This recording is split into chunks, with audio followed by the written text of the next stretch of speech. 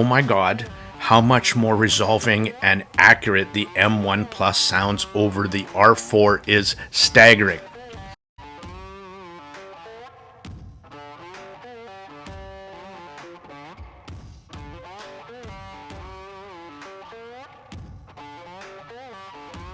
What my sound preferences are. I like bass. And if it can have quantity and quality, yeah, I'm rocking it.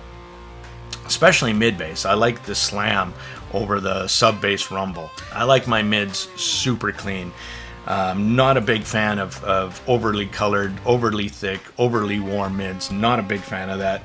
And highs that are very sweet and seem to be able to keep up without ever being overbearing or in your face. So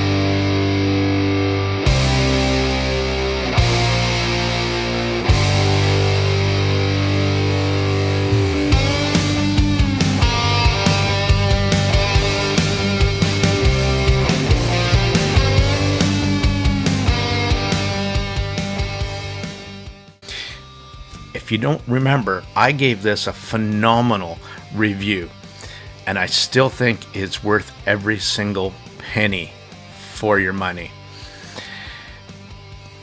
But this thing kills it for sound.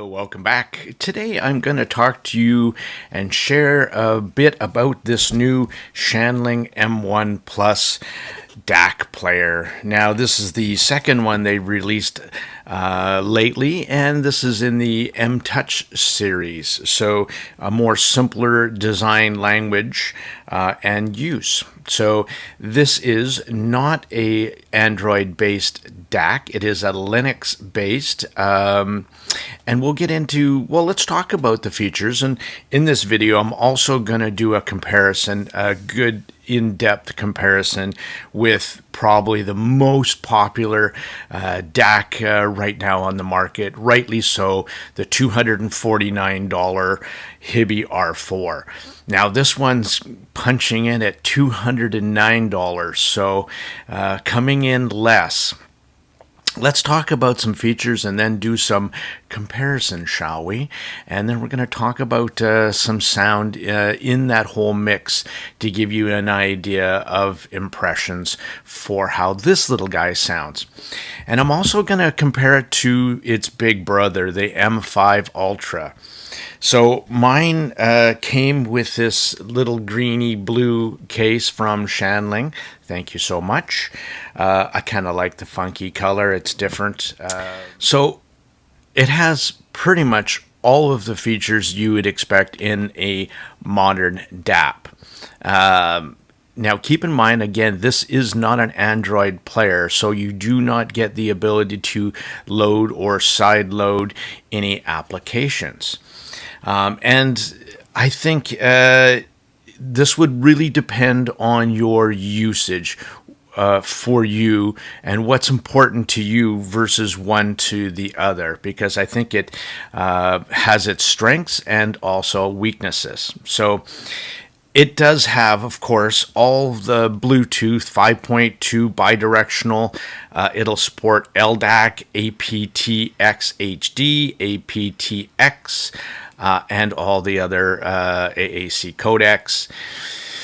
Two-way USB, so you can use this as a transport, which I tried. Actually quite love it. And on the top, so you can see this one has that new design language, kind of the angular, and I do like it. I talked about that in the M5 Ultra video, where because of the angle, just in some hardware features, just into the physical layout of this thing, if you're sporting it without a case or with a case, because they've designed it quite well, your finger on that wicked volume control, which I love, over buttons any day, I take that, is easy to use. And because of the way that's angled, it doesn't, I think it stays out of the way from getting damaged or banged up. It's not actually protruding enough, but the angle actually allows you to easily use the volume control and without getting damaged. Now, on the other side, again, one of the features I loved from the N5U was these three buttons on the other side, again, because it's sloped down. I know this sounds silly, but I'm a big function person as well, too. So not only does it have to look good, it also has to work good and be well thought out. Where's my A and K? There it is. The Con Max has those three buttons, too. But they're so close together with my fat sausage fingers, they're actually quite hard to operate, where the three buttons on here are spaced out enough to actually be a lot more usable in day-to-day. So again, I really like that feature. The illuminated volume control up here, where the M5 Ultra had orange and blue, this one has green and blue, and when you charge, it has a red light as well. So just something to keep in mind too, that the red light will stay on if you have the player on. If you turn the player off and you're charging it, the red light will glow and turn off when it's finished. So some people are wondering, why does that red light still stay on? Well, you haven't turned your player off. So the 3.5 out too, just so you know, also is an SPDIF, so it's your digital output as well, coaxially, not optically. So you can output to, again, another outboard DAC and use this as solely the transport. In the Wi-Fi section, 2.4, 5 gigahertz, DNLA or DLNA support, and AirPlay as well. So, but I want to talk about something that really, that I find what I loved about this. Where's my DX? Hold on. Recognize this? Ibasso DX90. The form factor, size factor. It's smaller than the DX90. I absolutely love the form factor of this. And when I first saw this, I was thinking to myself, that is a carry DAP if I've ever seen one, because if you have an R4, they're still pretty big and still pretty heavy. And yeah, as the world of DAPs go, it's definitely in the, I'd say, the medium to smaller size when you compare it to like an R8, for instance. You could kill somebody with that if you dropped it on them. Where this thing makes this thing look massive. And I'll talk about that in its comparison as well. What's inside of this bad boy? Well, first of all, let me finish the hardware features, and that on the bottom is your SD card, no cover slot, which is great by me because they just rip off anyway, and the USB-C on the bottom. On the top is your 3.5 and your digital out, and on the top is your 4.4 phone output and software switchable line output. Now, inside, this is sporting a new Sabre DAC, the ES9069Q. So Shanling has also paired that up with the SGM, what are these? The 8262 amplifier chips to give you some very good juice out of this little guy. 195 milliwatts into 32 ohms in the single-ended, and 660 milliwatts out of the 4.4 balance. So that is very respectable power coming out of this little guy. The screen is a 3.2 inch 320 by 480 screen. While not super high resolution, I found that it does color rendition quite nice, and I have a picture comparison to show you versus the R4. One of my critiques was the R4. Not so much a critique, because you got to take into account the pricing, that I found the screen wasn't very bright and very detailed. Wasn't very bright, I would say, at least. Where I find the Shanling M1 Plus definitely brighter and better in daylight, I should say, as well. So this thing will also support and tested PCM 32-bit, 768 kilohertz, and DSD up to 512, which, in fact, looking from this screenshot, I also listened to that. And that also plays a part in the two, because when I was comparing it to the R4, this does sound different with DSD files than lower resolution files. It absolutely did, had a more analog sound, and in this comparison, I will also talk about that as well. Now, let's talk about the battery too for a second. So 2100 milliamp battery, and they say up to 12 and a half hours of sound. And I will say, in my testing real world, I had two Celeste Werven IMs, two sets. So I took the exact same cable, and I volume matched these with my microphone using Rue. So I put the output to exactly the same, which is on low gain, and I put it, I think, about 77 decibels average listening, and I let them rip overnight. When I woke up in the morning, a little bit later, had breakfast, shit, shave, and shower, This guy had 19% battery life still going on it. This was dead. So 10 hours at least plus, and then I still had some juice left in the M1 Plus. That was my real world battery test. Now, first up, in comparison wise, let's talk about the M5 Ultra, and we're going to get into a little bit of sound here now. Now, my gear that I tested it on was a set of Alpha Omega Omegas. These are $2,700 IMs. They are absolutely fantastic in every aspect. And resolution, bass, so it was a fantastic IM to test these different DAPs and their sound signature. I didn't stop there. I also used the new Aful Cantor as well. So I wanted to see what it would sound like with different IMs. And I used also the Plunge Audio prototype unities that I have as well that are very much not affected by output impedance. Now, to talk about that for a second, the M5U has quite high 4.7 and 6.6 output impedance, where this little guy has 0.6 and 1.1, I believe, on the balanced output, so much lower. But with my testing, I didn't find it affected. Well, let's talk about sound for a second. Size-wise, M5 Ultra, mini-me. They look the same, but miniaturized. And again, I really love the design style. It's not just looks, it's function. And that's what I really loved. I mean, I love when companies change things for the better, not for just changing things. So sizes, certainly half of the size and the weight. Screen resolution, yeah, there's a huge difference between the two as well.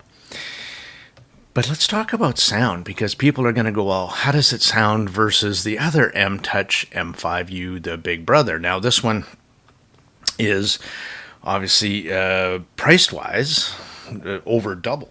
So $590, $209. But let's go deeper. Let's go deeper into this little guy. I will tell you that the tonality-wise, Shanling's house sound is not too far off from these two players.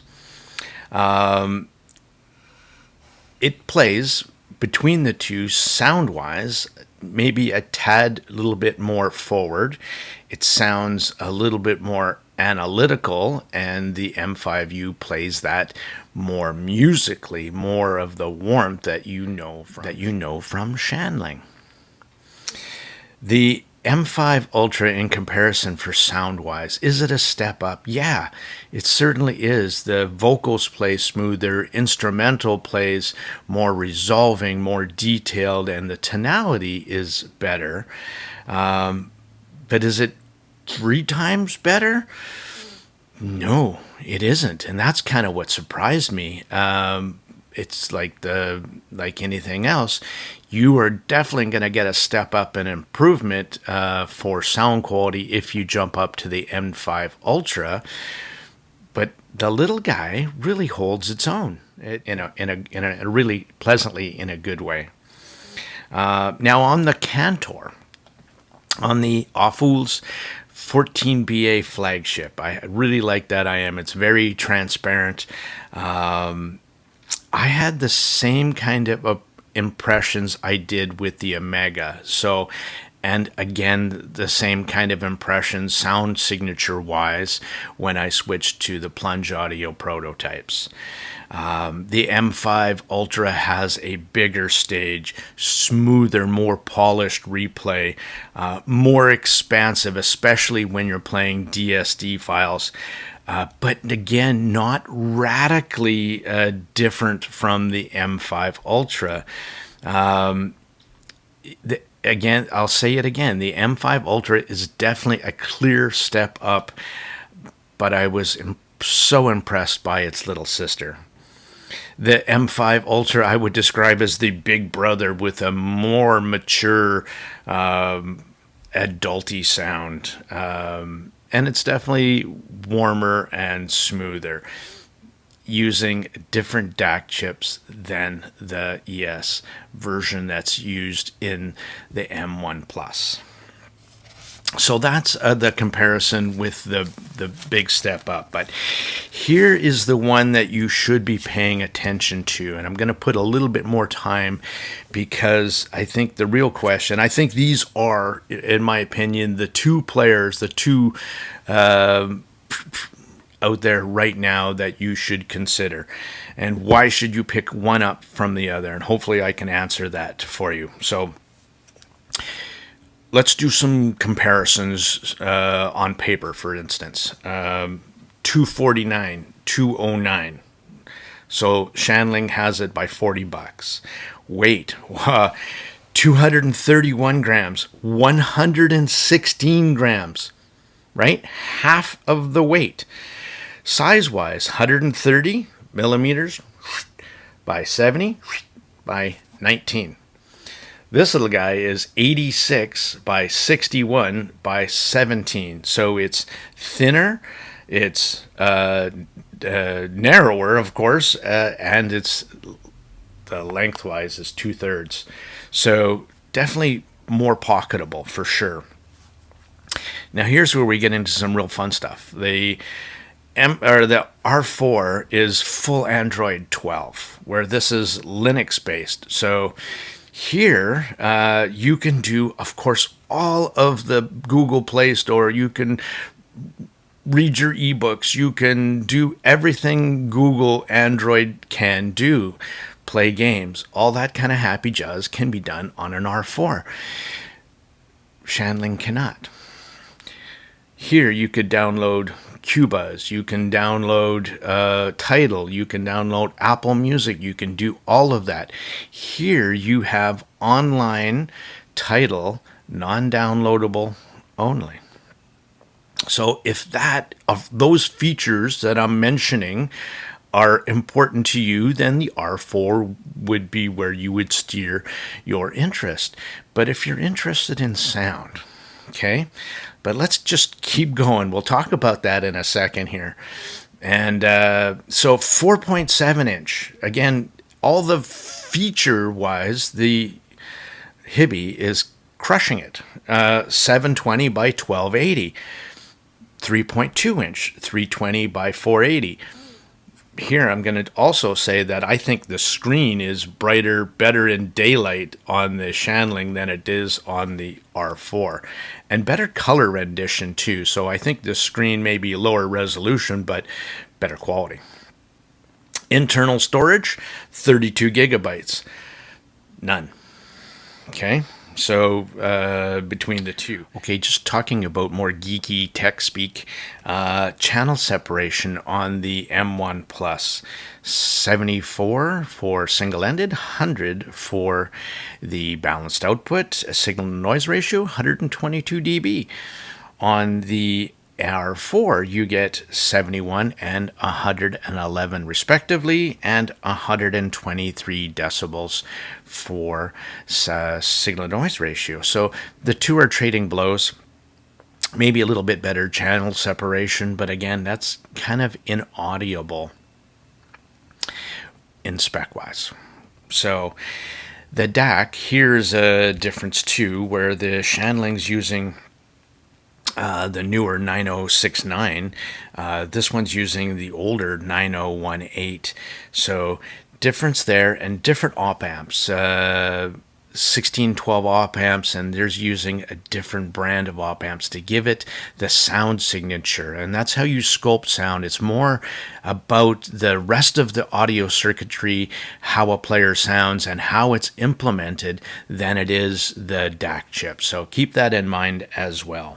So in technical specifications, on paper, other than using an older DAC chip and Bluetooth 5 versus 5.2 on the Shanling, the HIBY on paper looks better.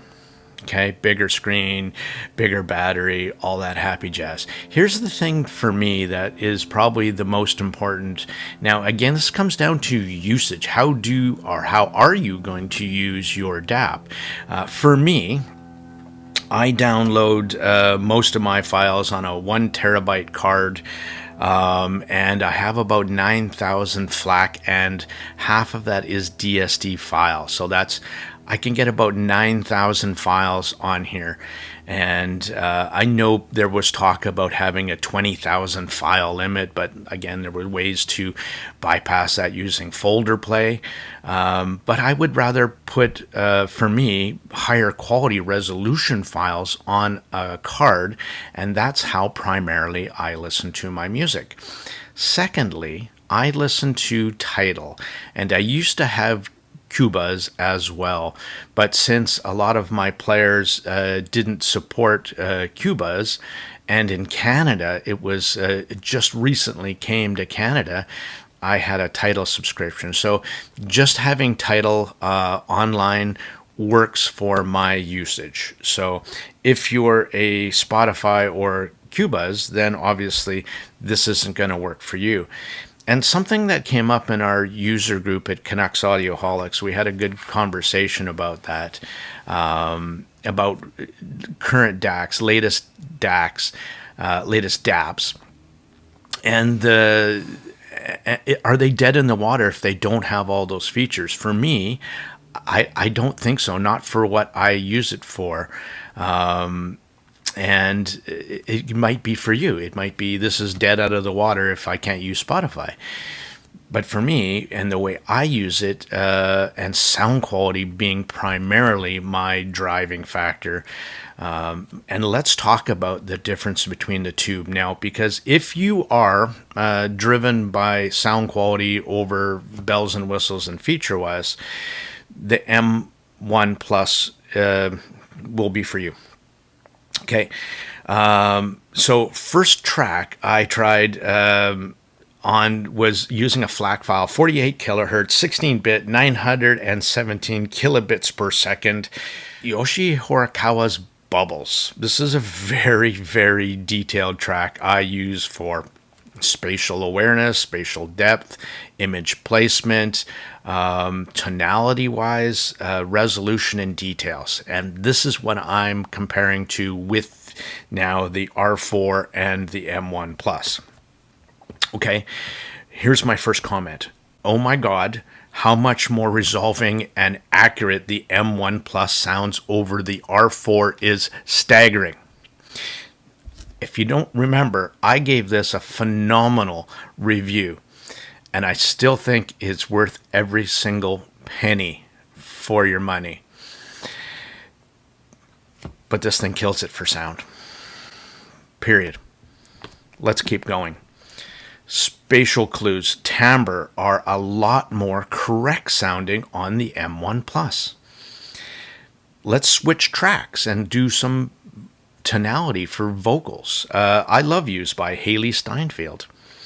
M1 Plus, more open, less compressed sound, vocal clarity and tonality in her voice sounds cleaner and more defined, more natural. The top end also has more sparkle and clarity. Bass is tighter, pulls down lower, and has better texture and decay and control over the bass, where the bass on the R4 sounded good, but it just didn't have the same punch and the texture that the M1 Plus could belt out. Medellin by Madonna.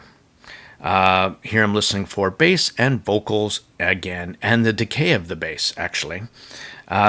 Same impressions as the above track I just said. Bass on the M1 Plus is more textured, it's cleaner. The vocals excel in clarity on the M1 Plus. Definitely more organic, natural sounding on the Shanling. Maddie by Malaya.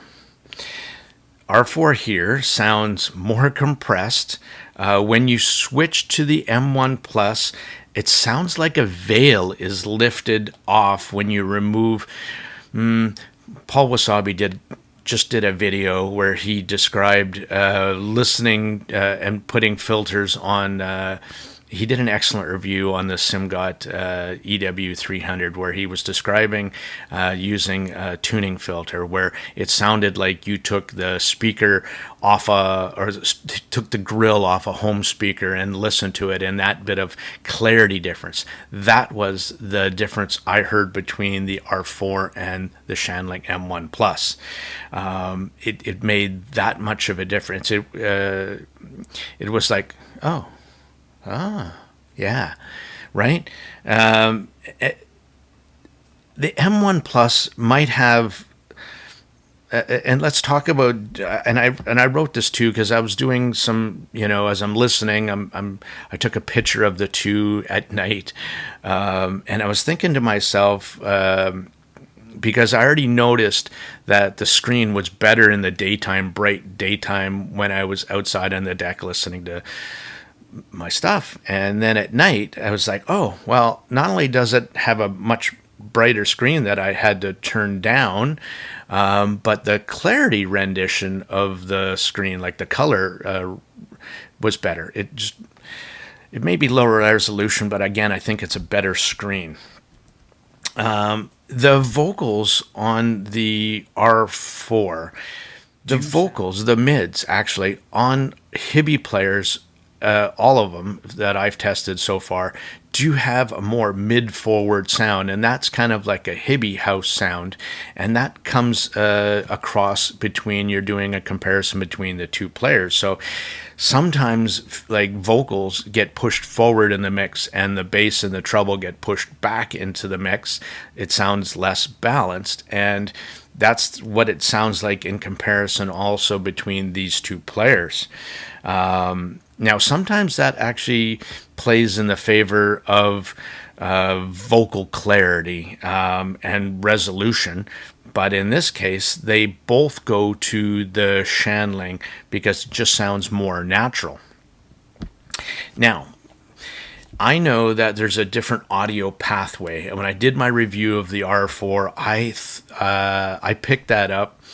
And then post that, I had a conversation with HIBY, and they were like, oh, man, you picked that up. And I was like, yeah, it's actually quite noticeable with the different audio pathway when you're using DSD files on the R4. It sounds very older school, vinyl, analog, organic, whatever you want to use those descriptors. It has a different sounding. It's a different sounding player than when you play lower resolution files. It really does. And to test that, I played the DSD version of Eden Atwood on both players. So I wanted to do two things. I wanted to confirm that both of them, in fact, did play DSD 512 files, and they both certainly did. And here's the interesting part about this comparison now. The R4, because of that little bit, because of that actually quite a bit different sounding analogness, gets much closer to the M1 Plus tonality-wise. And because it became much smoother, it didn't become as much mid-forwardness. It doesn't push that through. Because of that different sampling stream in the HIBY R4. The M1 Plus, though, is noticeably more resolving and detailed between the two players, especially with the DSD 512. So vocals vocals are more detailed, more organic, and natural sounding on the M1 Plus, as was instrumental, also sounded more accurate timbre-wise and cleaner. So just to wrap up the... here's another one for you. I've seen a couple comments on the HEDFI thread for the M1 Plus, people going, oh, should I sell my Ibasso DX 180? And when I read that, I'm like, why the hell would you do that? Okay, let's play devil's advocate here. There it is. Where the hell is it? it's in the DAP world fairly small, fairly light, phenomenal battery, full Android, full everything, pretty hard to fault, fantastic sound quality, right?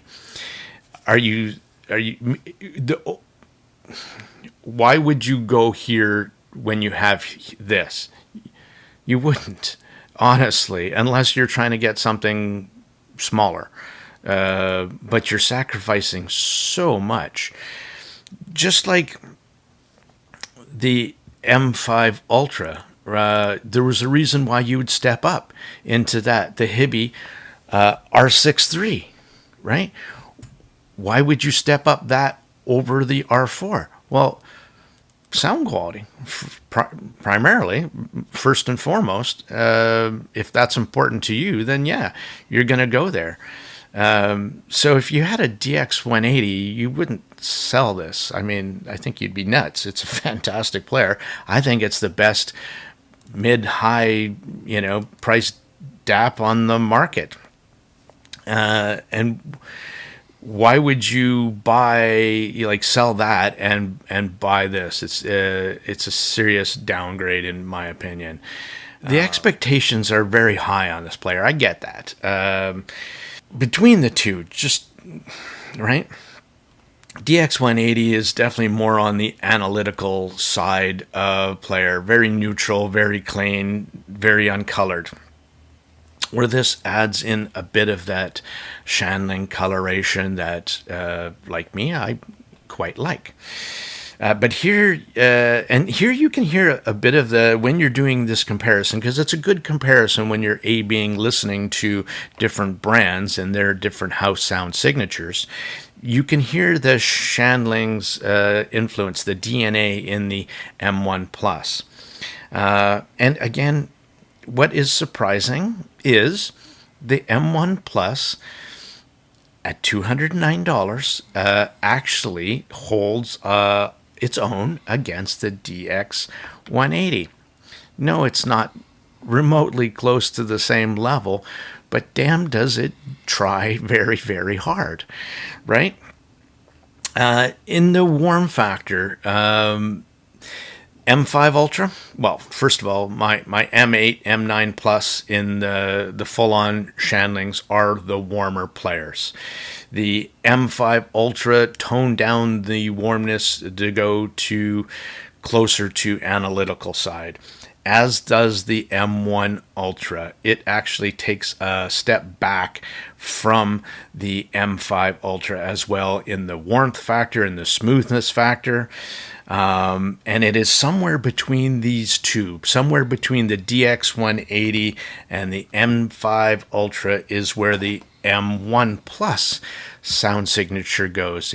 It's leaning again more towards the analytical side, but it's still north on the Shanling warmth side. So just slightly colored in the warmth, but still pulls in the ES details and the clarity and the resolution of ES decks. Just to wrap up this review, some thoughts overall of the player. At $209 for sound quality, this is the player to beat right now. This is the bar for sound quality, not for features. Again, it comes to the features and the software. This is where this is holding this player back. If some of those things like Android and Spotify playback and downloading your title playlists on the player would come into play, they can't do that. And if you're primarily a FLAC or high-res file listener on secured or on your memory card, then that is for you. The M1 Plus is definitely where you're going to lean. Sound quality, again, is going to play a big part. Are you willing to trade features for sound quality, right? And for me, the answer is obviously yes.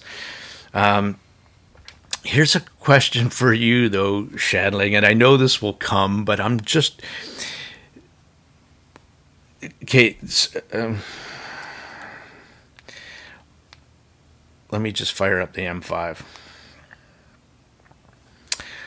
Here's a fun little fact. So the UI, M5 Ultra, hey, stop scanning automatically. I don't want to do that. The M5 Ultra and the M1 Plus. So the UI, I know they try to make this one fun and colorful, and it's one of my things I said on the M5 Ultra is I sure wish that had some pop to it on the UI, and I wish it had some color to it.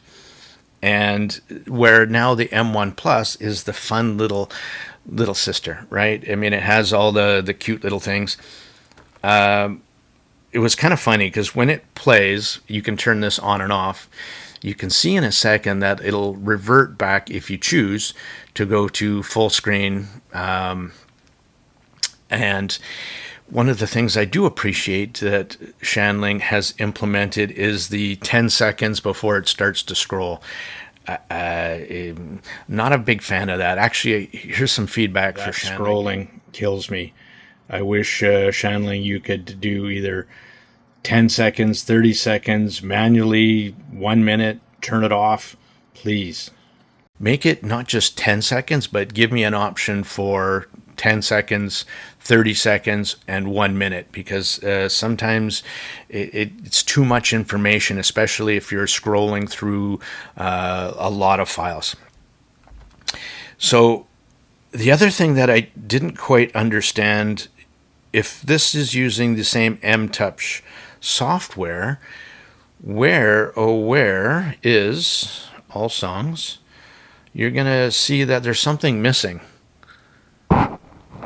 That little Q button, that little search function, the little the little magnifying glass, it's missing.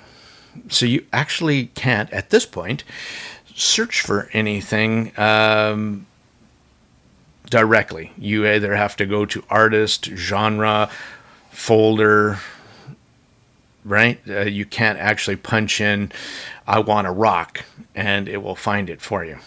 So I'm sure that'll come, but it's not right now, and I wish it did. I had some big criticisms when Canon released their N3 Ultra because it didn't have a search function, but they did put that in relatively soon, and I'm sure that will happen with the Shanling as well. What else? I mean, there's a lot of criticism when it comes to the UI for MTouch. Personally, I find it one of the best and easiest to use UIs on the market. I preferred over even the HIBY software. And that's, again, the other thing, to wrap this part of this conclusion up, this has so many more features, right? The R4, the EQ, basic EQ, the HIBY, and all of its ability to download plugins and PEQ from Auto EQ. It is fully loaded. That's what made the R4 such a banger. But if you don't need all that, and you just want to play your high-res files on a cute transportable little player that sounds absolutely fantastic, M1 Plus. Features, sound. It'd be nice. It's not saying that the R4 doesn't sound good, because it really does. But this thing just actually sounds that much better in sound quality wise than the R4 to me. Both pathways, whether it be FLAC files or DSD files, this thing excels in both of those for sound quality. So again, if that is your primarily, and function too, I mean, the other thing for me is that volume control wheel, the awesome placement of the buttons. This really pushes more of my buttons than the R4 for me. So, and again, really, And that's why I do these reviews, is so to give you an idea of, is this something that you should pick up, right? This is it has flaws, and most of the flaws have to do with the either the UI or its feature base, but nothing to do with its sound quality wise. So this is a Tone Deaf Monk. Again, I thank you for watching. And if any of my videos are of any interest to you at all, hit the bloody freaking like button, please. It helps the analytics.